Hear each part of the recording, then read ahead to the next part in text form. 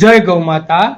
આજે તારીખ 22/6/2025 રોજ કરુણા ગૌ સેવા ધૂન મંડળના સહયોગથી કરુણા સેવક ગૌ ચેરિટેબલ ટ્રસ્ટ, પ્રેમાળ જીવદયા ટ્રસ્ટ અને માધવ ગૌશાળાના ગૌ સેવકોએ સુરત કોસમાળા ખાતે આવેલી પ્રેમાળ જીવદયા ટ્રસ્ટ કે જ્યાં અકસ્માતમાં ઇજાગ્રસ્ત અને બીમાર પશુ પક્ષીની સેવા અને સારવાર થાય છે તેવી પ્રેમાળ જીવદયા ટ્રસ્ટની ગૌશાળા અને સુરત ઉધના બમરોલી ખાતે આવેલી માધવ ગૌશાળા કે જ્યાં વૃદ્ધ, બીમાર, નિરાધાર અને અકસ્માતમાં ઇજાગ્રસ્ત ગૌવંશની સેવા અને સારવાર થાય છે તેવી માધવ ગૌશાળાના ગૌવંશને અર્પણ કર્યો।